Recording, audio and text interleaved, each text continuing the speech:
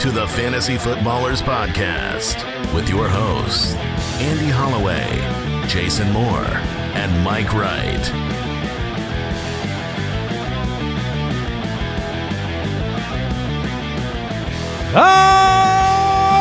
Welcome in.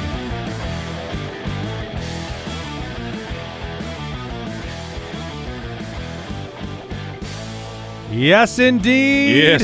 Yes. Draft week has arrived. Yes. You know it because Jason's got a little extra bob in the head bob. Oh, it's a good week to be alive. Draft week is here. Jason Moore, Mike Wright, Andy Holloway, the Fantasy Footballers back for Tuesday, April 22nd. The draft is 2 days away. We're going to do a little ADP price check on the show today. Talk through some news. Maybe get some thoughts from you guys on some of your favorite draft moments in the past. But soon all will be revealed. On Thursday, we will know. Well, I mean, 32 will be. We will know the big names. Yes. Where they're most going. Most of the big names, yeah. No. You could have just said by the end of the weekend we will know. By the end of the weekend, we'll know everything. Really locked in on the one round. Well, you know. I'd say by the weekend. I don't care about them day 3 farts, you know?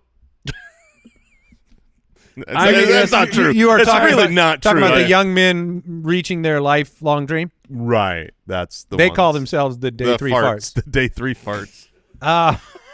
Goodness. You know, isn't Bucky Irving a day 3 he fart? was. Yes. He yes. was. I mean, That's a heck of a- Puka's out there. It was a joke. I'm just joking. I'm joking. Draft week is here, which means some exciting stuff going on this week. We have a live stream on Friday after the first round, before the second round, ballerslive.com. We will be taking your questions, reacting to what happened in round 1 and all of our thoughts. You'll get that initial overview of our reaction to round 1 of the NFL draft on Friday.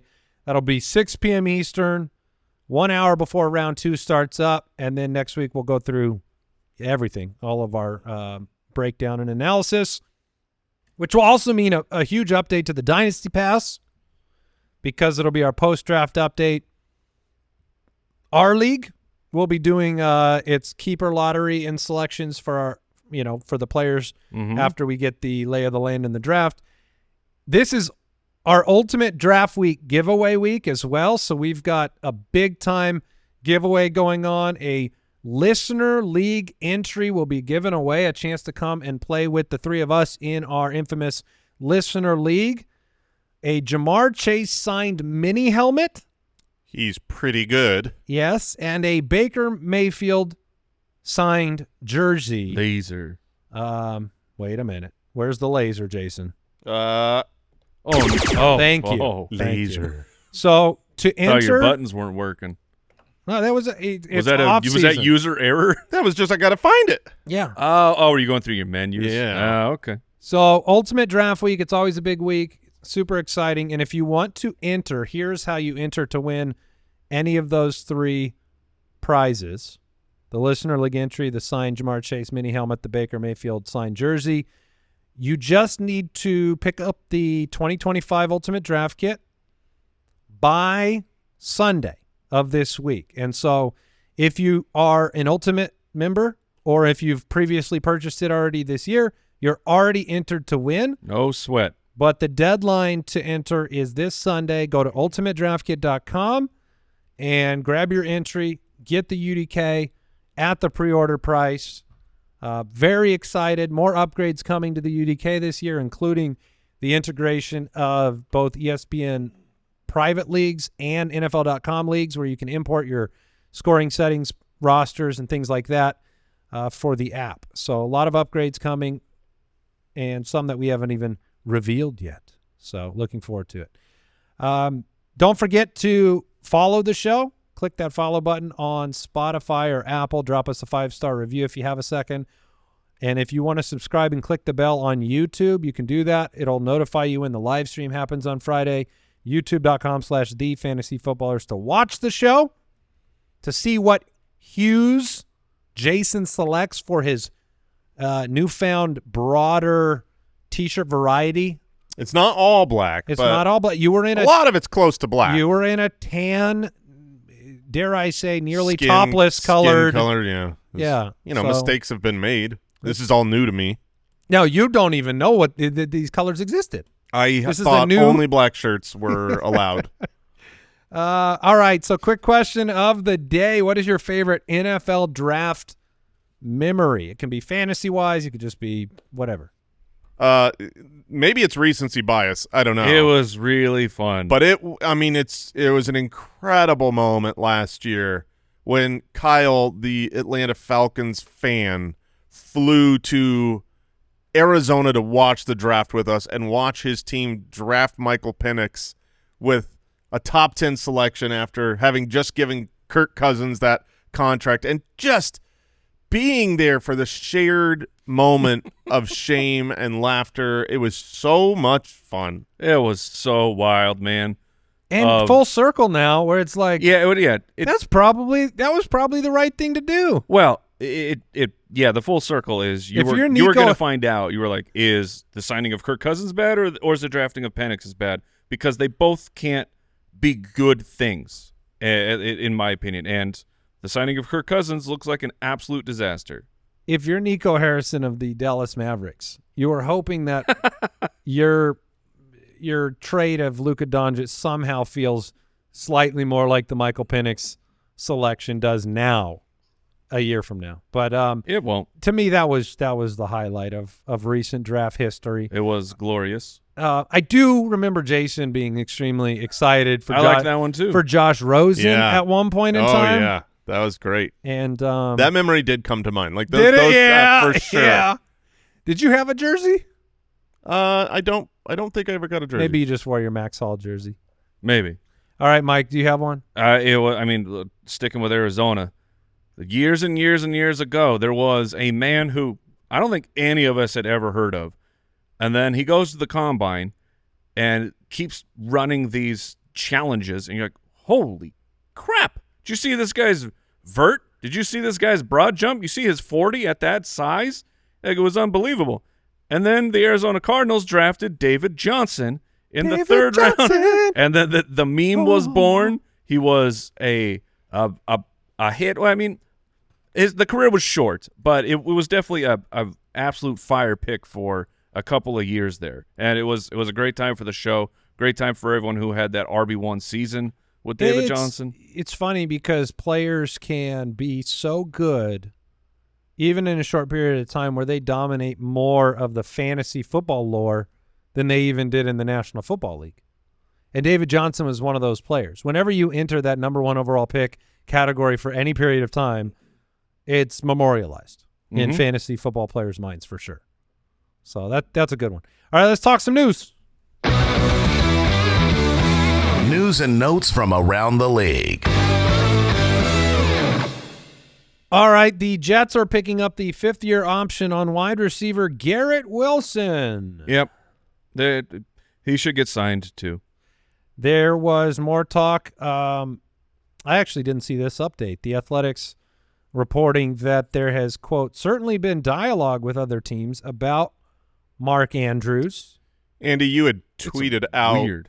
Kind of the season by season. The last 4 years. It was actually mind-blowing to me. Yeah, the last 4 seasons of Mark Andrews and his receptions per game dropping from 6.3 to 4.9 to 4.5 to 3.2, and his yards per game, back in 2021, 80 yards per game, then down to 56, down to 54, down to 39. Last year, 3.2 receptions a game for 39 yards.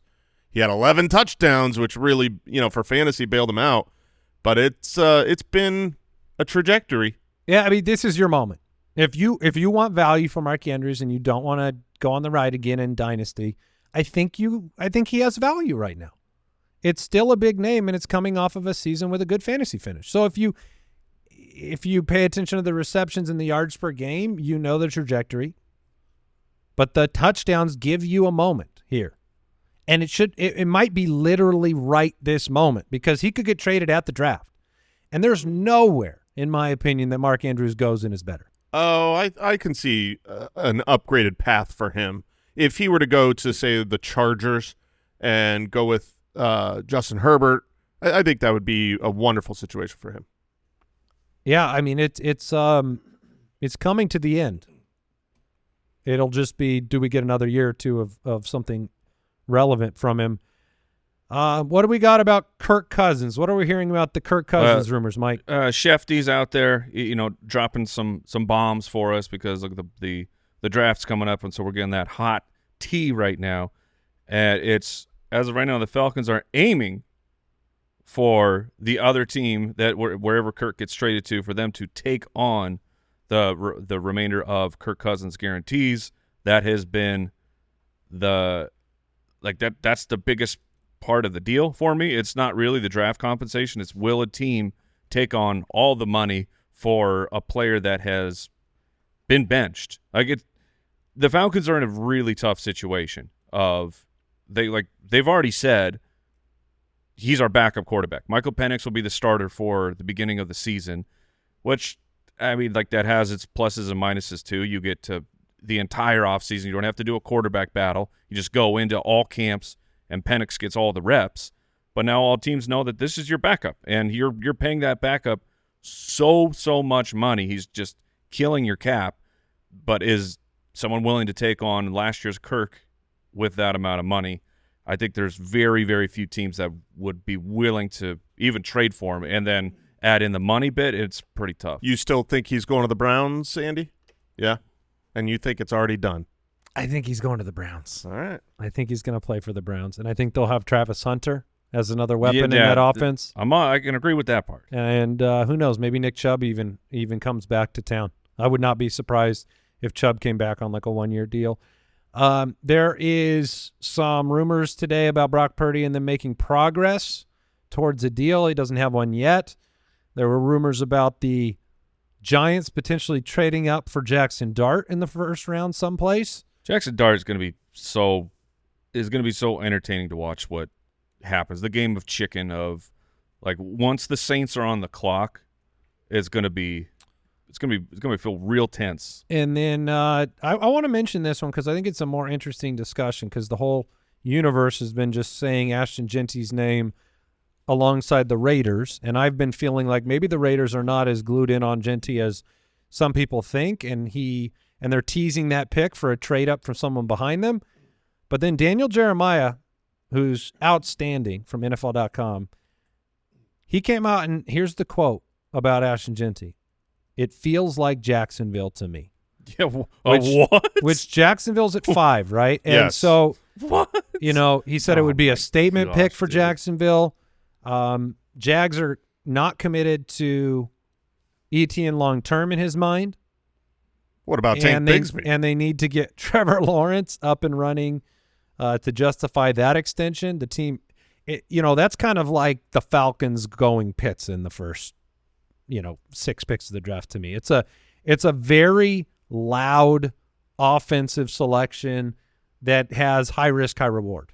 Yeah, I hope that clearer heads prevail because I think that even the Raiders, which is if you go to mock draft database, it's 50% of mocks coming in right now are it's Ashton Genty to the Raiders, and you're like, look what Saquon did for the Eagles. Look what Henry did for the Baltimore Ravens. Those were Super Bowl teams. Those were Super Bowl contending teams. My example would be, look what the Giants did with Saquon Barkley. Right. They spent the number 2 overall pick on this guy who was awesome, but a running back by himself can't change the destiny of your team. Is how I view football. No, I think it's an interesting. He didn't turn Daniel Jones into a better weapon because you're not. But they didn't screw that pickup either. No, they which didn't. It's easy to do. I mean, it's easy to screw your first. I mean, Daniel Jones was a screwed up first round pick. Yes. If you had the choice to pick, Genty can't fail at the NFL level. I would agree with that. And so, while team philosophy wise, I get that. It makes sense. I mean, another example would be Zeke. Zeke was a foundational pick for Dallas, and it changed the trajectory of their team. But they had the offensive line was already ready for Zeke. Yeah. No, look, you're not screwing the pick up with Genty. That's all I'm saying. You can't screw it up. The in terms of the player performing for your team, I tend to agree with that. You do screw up Jackson Dart, value. I like him. Could be a complete failure of a pick. But it's like Shador, same like thing. salary wise, if Genty goes, if he goes 5 or 6, he's already one of the highest paid running backs in the league. So that's wow. I'm like, I agree with you. I don't think he can fail. He still is a player who hasn't taken a snap in the NFL, and you're making him one of the highest paid at the running back position. It's also hard to invest in a running back that high when you have already invested in a first-round running back. You've got Travis Etienne. Well, that wasn't this crew, though. Sure, but I'm just saying they have Etienne and they've got Tank Bigsby. You know, you look at the Raiders, it's like, I mean, they really need. They have now, Jason, don't void. you have a dynasty team that has Etienne and Mark Andrews on it? I do. Oh, no. You might want to send those guys out on a few offers quickly. Yeah. Dude, if you give me your third, I will take ETN. Oh, that is – I'm going to consider this. Wait, I'll have to drop somebody off of my team. Trade offer here, you'd send ETN in a third. Mike, you would send nothing. He would have to drop people. But you would have to take the hit of dropping I'll one of tell your you who bench I'm going to drop, and I'll send him back. Okay, perfect. Interesting, intriguing offer. Probably you could do better.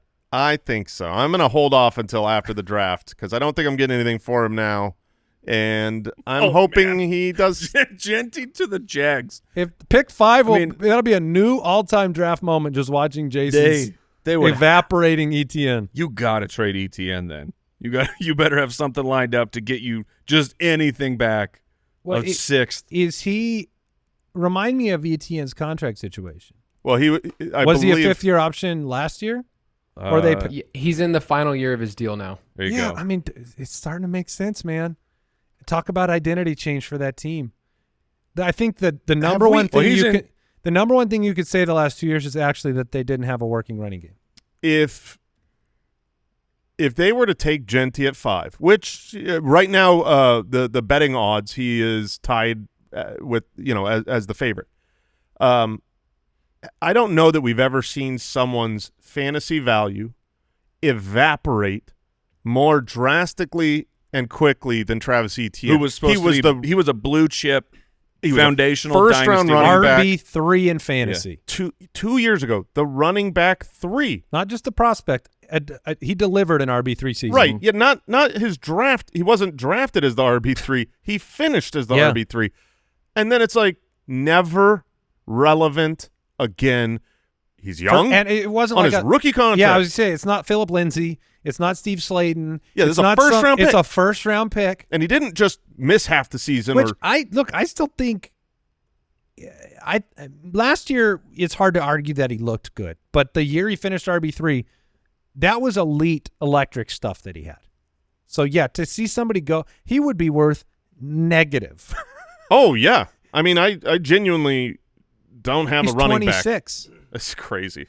So, yeah, Genty, why don't you just scooch on back to Vegas? Yeah, let's not go Duval. All right, we'll take a break and we'll jump into an ADP Price Check segment.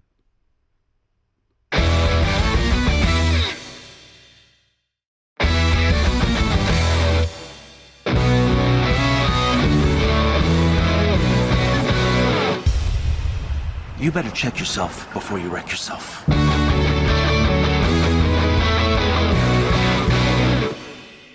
All right, this should be fun. We are going to bring up some names. We are going to guess their current ADP, which is average draft position on Sleeper. And just, when you guess where players are going, it's a way of revealing what you think about those players. And so we'll each get a different gauge of what one another thinks, starting with Brock Bowers. Brock. How did this happen? I accidentally said Brock Bowers instead of Brock Bowers. It was more rhetorical. But I'm saying on this show, the greatness that is Brock Bowers. It's the juxtaposition of the what's his nickname? Well, it's a chicken sound. You say his name like a chicken sound. Was he a coward? No, he's great. Dude's awesome. Brock Bowers. So I feel like that's better. Brock. It's Brock.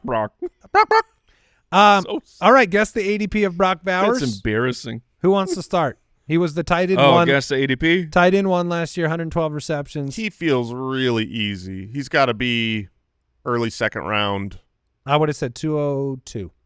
I'll go 203. Mike? Oof.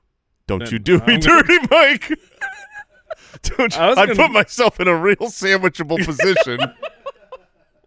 201 was what first popped into my head. Fantastic. So I'll stick with that. You're the meat sandwich. If he had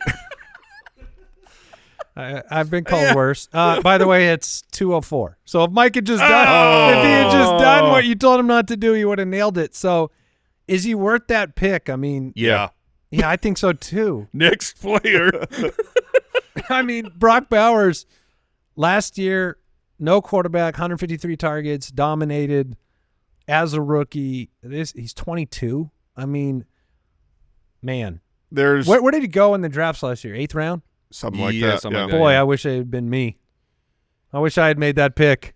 Yeah, I mean, all of his stats are incredible, and he has room to go north from a touchdown perspective. So I talked about recently the fact that, like, too much has been made about, well, he didn't have a quarterback that could, throw him an accurate ball, but he did. He caught, 72% of his passes. That's a great completion percentage.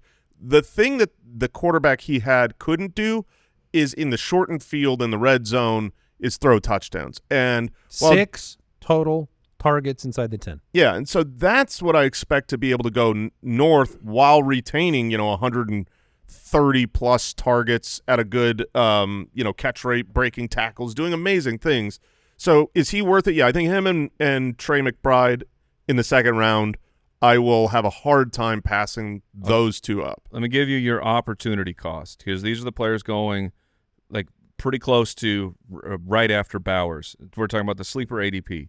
So Tyreek Hill, I think for Jason that's an easy. Yeah. Brock Bowers, JSN. Buck? Oh, how many bucks? Trey McBride, which are you? I actually will.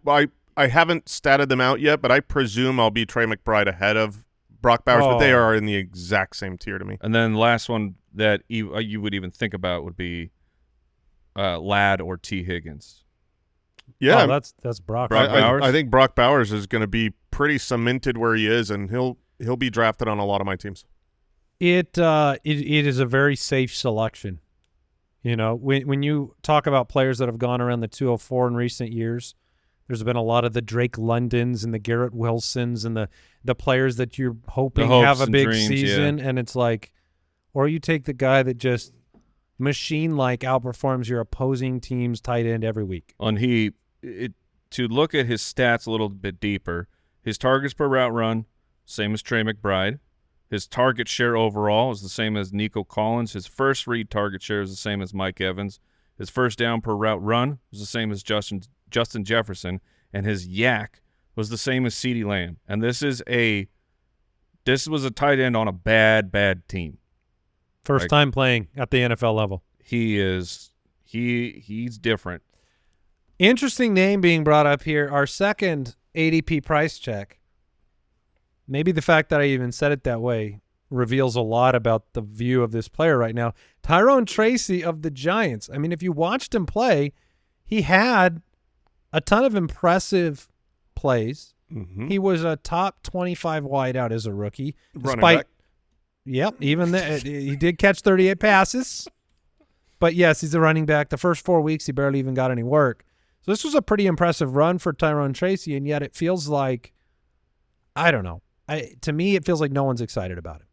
Yeah, I mean, because you're all waiting. You're waiting for the shoe, right? Which is for the draft. Like if we get out of the draft, I think people will look at that Tracy a lot different. But as of right now, the Giants have had the information we have today.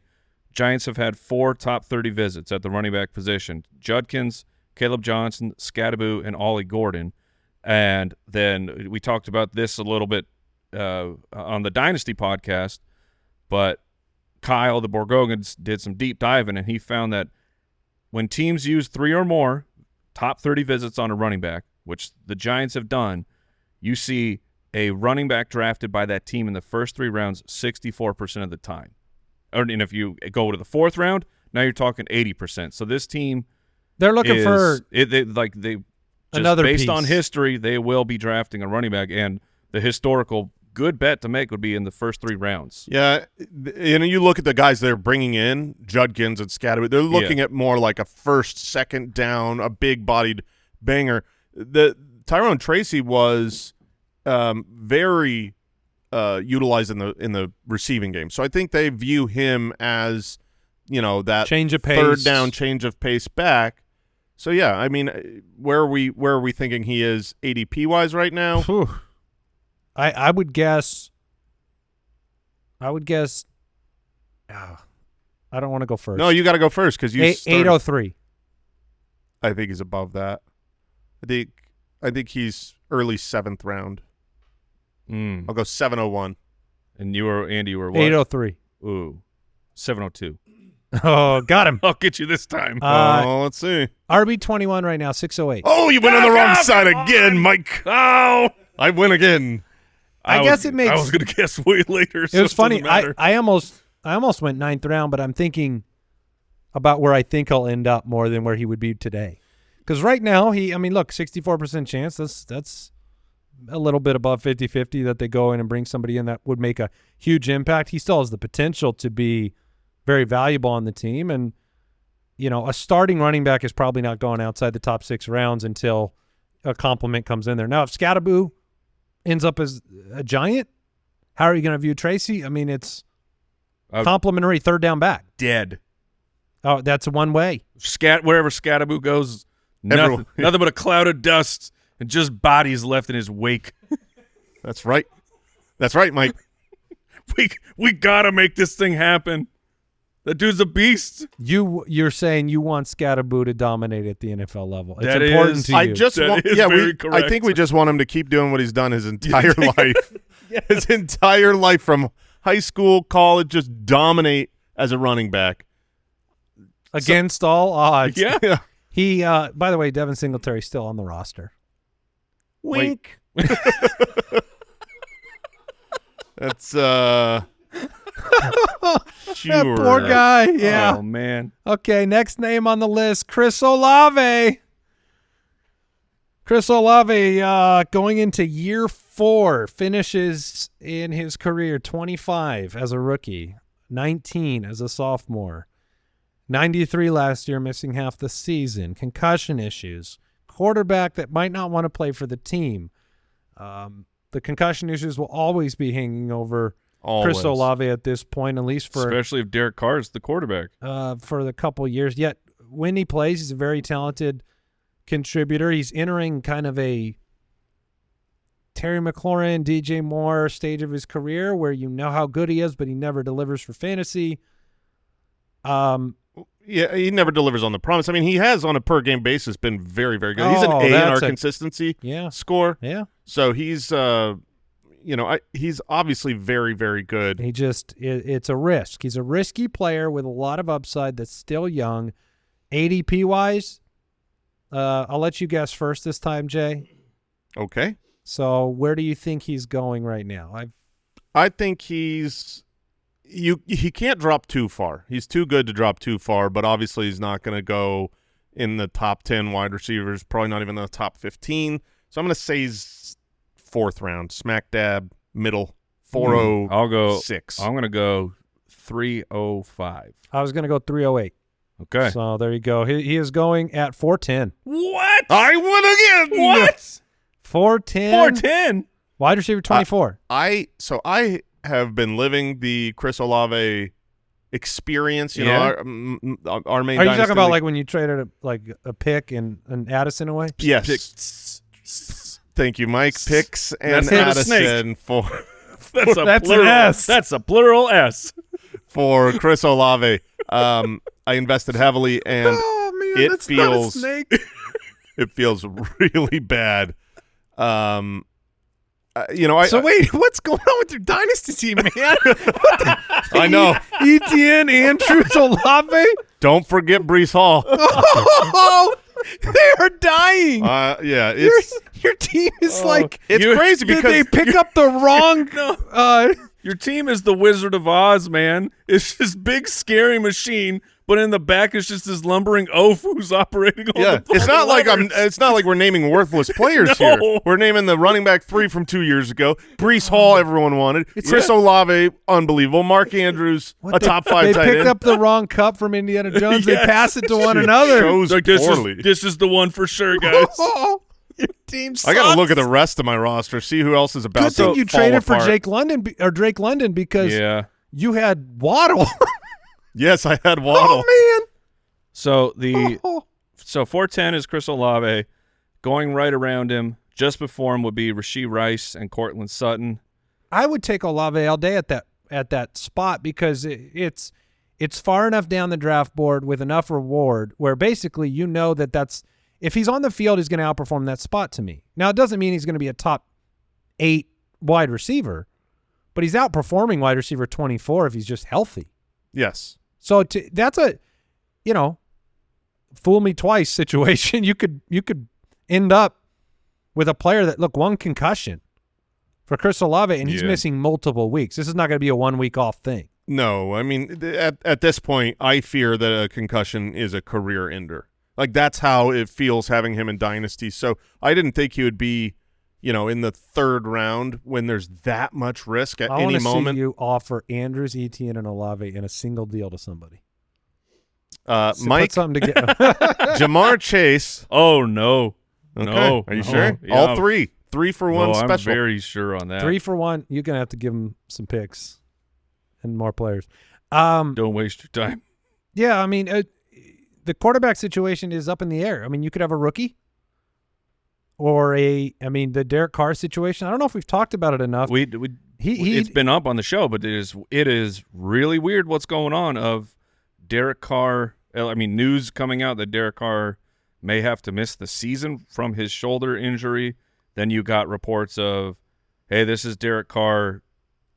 They're letting this out because they don't like what's going on with the Saints, even though the Saints gave him just so much money. And so, what's going – if it's not a rookie, then who is it? I mean, who's on the roster right now? Kyle's just Spencer Rattler? Yeah, it's Rattler. And Haynes. Yes.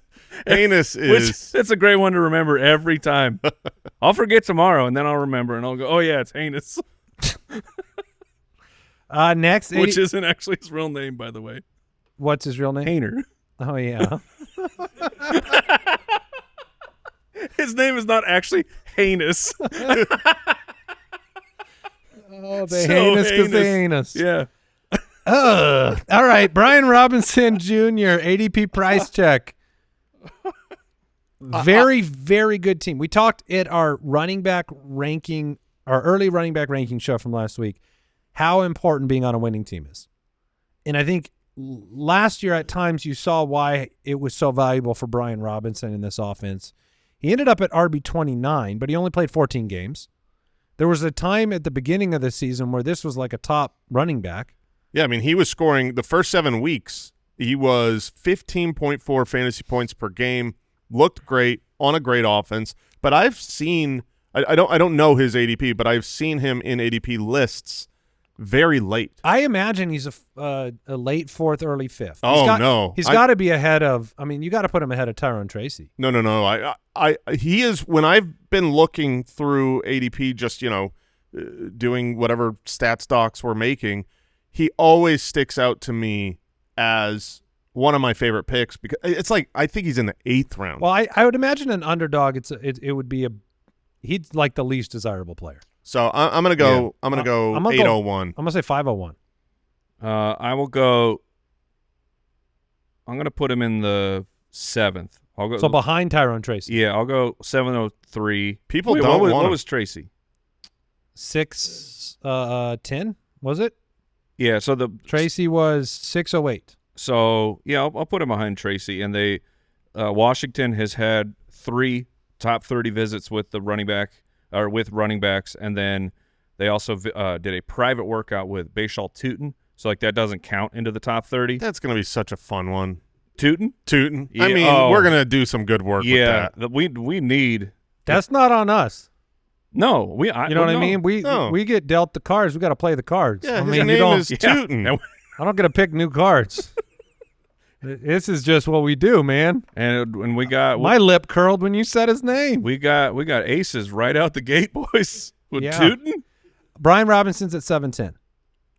That's his ADP. I win again. Do you? What'd you go with? 801. Oh, you went over. Price is right. Oh, is that the rules? Yeah. 710 is is this dead zone problems? Brian Robinson isn't going to get all the work. He is going to score some. He was a low-end RB1 through the first 7 weeks and got a little banged up. I mean, if they don't add anybody, he's going up, right? He's very, very unsexy.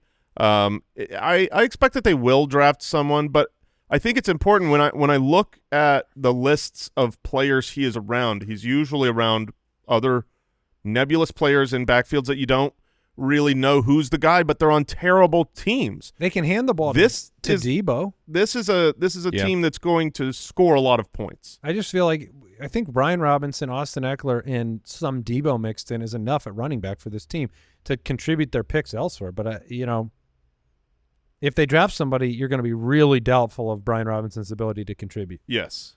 And he's not generally the kind of guy that gives you humongous weeks. He's so strange because you can have like week 2 was the Giants where he had a big 40-yard run. He was 17 for 133 yards on the ground. That's a 7.8 yards per carry. And you're just like, it's happening. It's happening for Brian Robinson. And then the next week, 16 carries for 33 yards against the Cincinnati Bengals. I've always liked Robinson just a little bit more than other people. And I have always liked him just a little bit less. Yeah, so, I mean, I just think he's one of those players that plays really hard. A scataboo, if you will. Whoa. So put Scatterbo in Washington, see what happens. Yeah, well, we'll cash that Super Bowl now. We might. He's 26th in yards per carry, 4.27. 34th in missed tackle rate.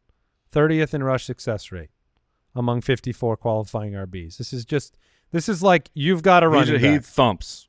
Yeah, he's big, and if you take the default running back in Madden, that feels like Brian Robinson. Yeah, that's fair. And I think it's like a poor man's Najee. Yeah, okay. Sure. And Najee's not someone that is exciting a lot of people out there. No, Najee's a poor man's something else. He's a poor man's Lindale White.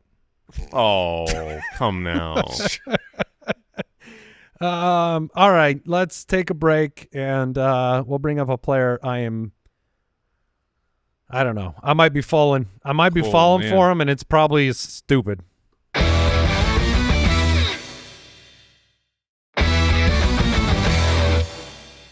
All right, ADP price check on early offseason darling, a player I think I might be falling for. Odunze of the Chicago Bears. Keenan Allen, no longer a part of this offense. Odunze last year, a rookie. Caleb, the offensive line troubles. We've got a new head coach.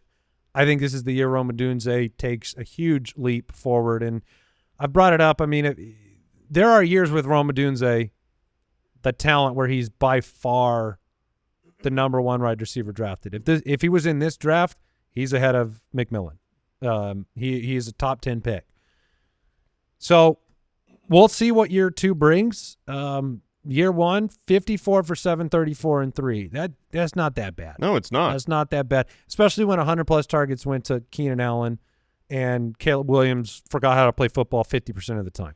I think Odunze is probably going to be a really good pick this year because I don't think people are drafting him assuming success. They're drafting him hoping for success. And so which is it's a sweet spot for fantasy, taking a chance on certain players. Now, where do you think he's going ADP wise?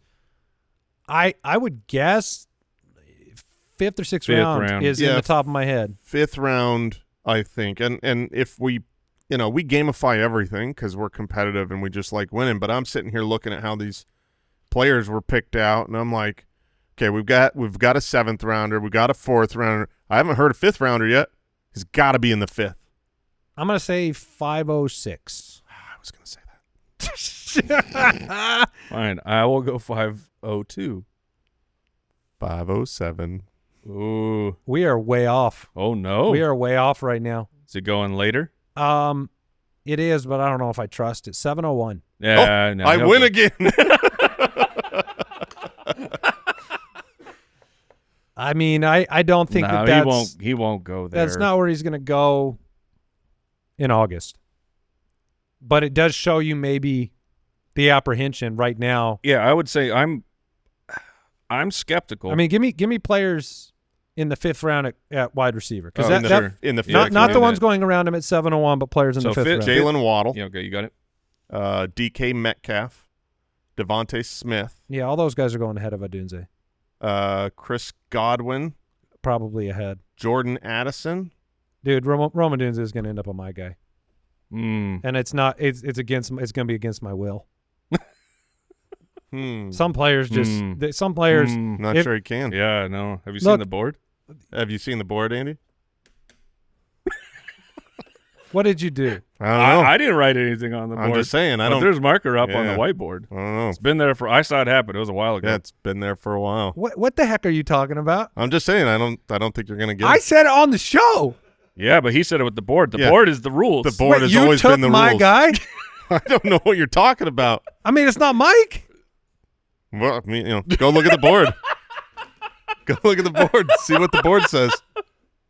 We need to send a spy. Okay, Jeremy's gonna go. Jeremy will go and he'll report back. All right.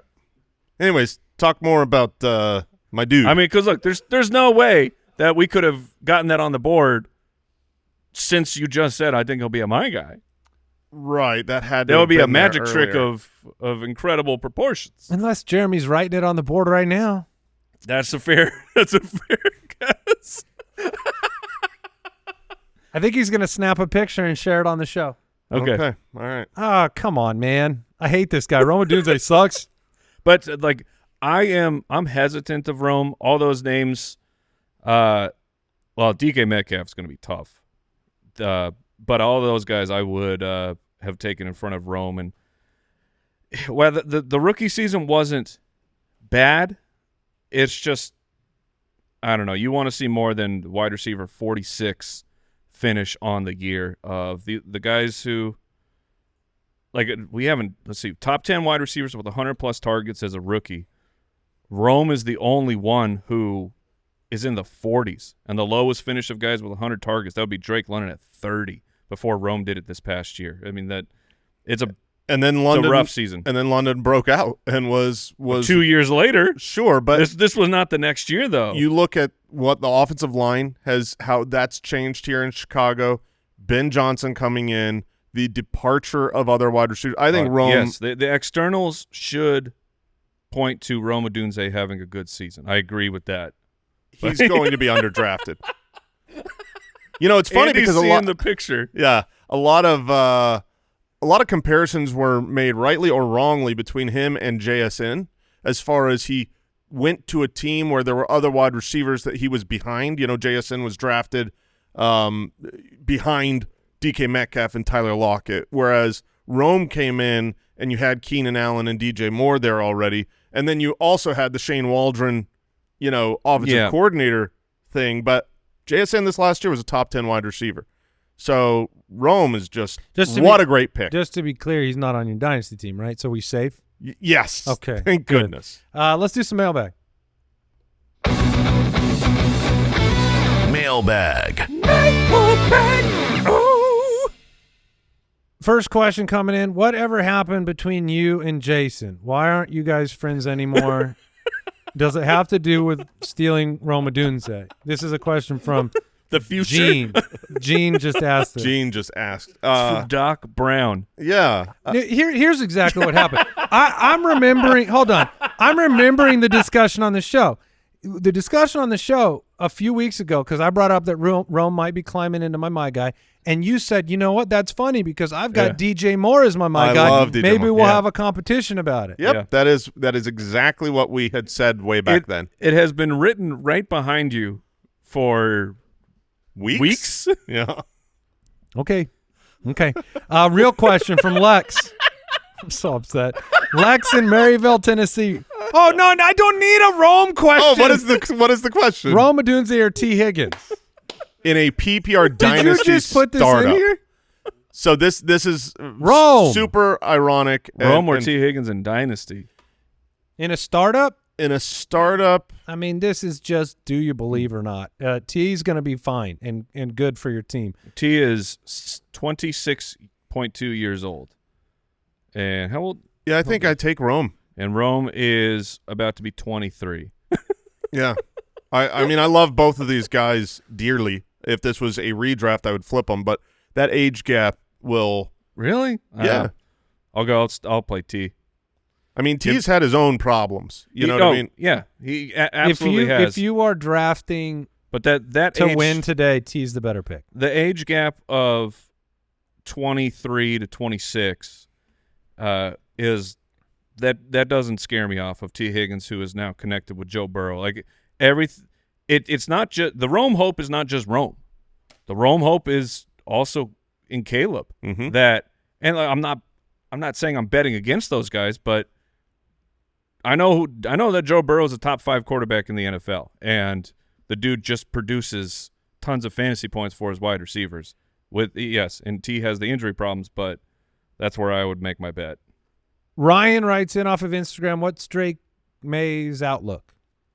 Rushing upside makes him feel valuable.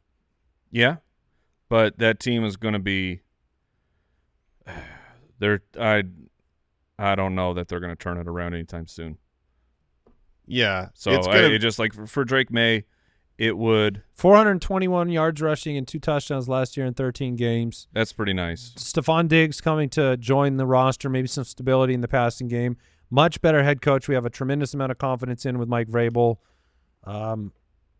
What is his outlook? His outlook is he's a contender for a surprise season at quarterback. Yeah, that's fair. We're bringing his name up more often than you'd expect on the streaming prediction show on Thursday, and to me, I think that's really possible. Yeah, I would expect him to finish somewhere around quarterback 15. The fact that he can run the ball and is really secure in his position. Let me guess, he's a my guy for you.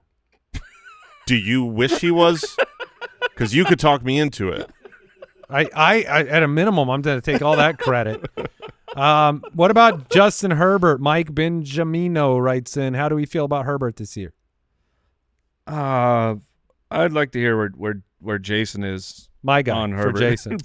Yeah, so what we saw last year with Justin Herbert was he quarterback 13 with the first 5 games being real slow. Yeah, that's what I was going to bring up. There was a shift.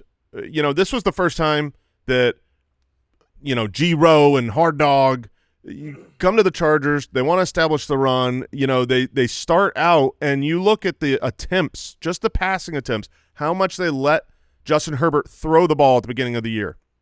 26 times, 20 times, 18 times, 27. That is not who Justin Herbert has been in his career, and they really unleashed him, completely said, look, this is our leader. We're going to pass more. And do you know what that unleashing worked out to, though? I'm going weeks 8 through 18, which 8 was his first top 12 finish of the season, where he put up 24 points. So, 24 points and you're the QB 12 is like we had a big week. But from those weeks, it's 4,200 yards and 26 touchdowns. Like that's not special. You cannot do special with the current group. Like receiving, you need him to draft someone. They have to add somebody more meaningful. Ladd McConkey by himself with, Quentin Johnston. Yeah, you have to. There has to be maybe you add one of the big tight ends in the draft. Oh, I think you that have is to who do that they're hoping. If Loveland or Tyler Warren can fall to them, I think they would take that. And if they're the other hard part is if their defense plays the way that they want it to, they will not throw as much as you want them to. That's true. That's true. Will. If they can win, not throwing it as much, they will. Yeah. So from a fantasy perspective, I don't think that this is a team that would ever let Justin Herbert be a top 3 tight end. I do think, though, you talk about quarterback. Yes, or tight end. I still stand by my statement, 100%. I think you're allowed to go with that one. It's a good bet. I'm safe there. But obviously 4,300 passing yards is fine. 26 touchdowns would be very disappointing for fantasy. But the touchdowns are the thing where if he gets another weapon in the draft, I think the touchdowns can come up. I was just more talking about the passing attempts, the fact that, after their bye week, when they kind of turned it over to him, he was at 31 passing attempts a game. And that's enough for him to be pretty valuable. He also was running the ball a little bit more, which is great because he's got the skill set to do that. I mean, that time, from week 6 on, he was on pace for almost 400 rushing yards. We have not seen Justin Herbert be anything special in the touchdown percentage since his sophomore year. He has been. What did he throw his sophomore year? So sophomore year, did he get to 40? That was 38. 38. And so 5.7% of his attempts. That's a really good percentage. Keenan, Mike Williams. The following 3 years, though, it's league average or below.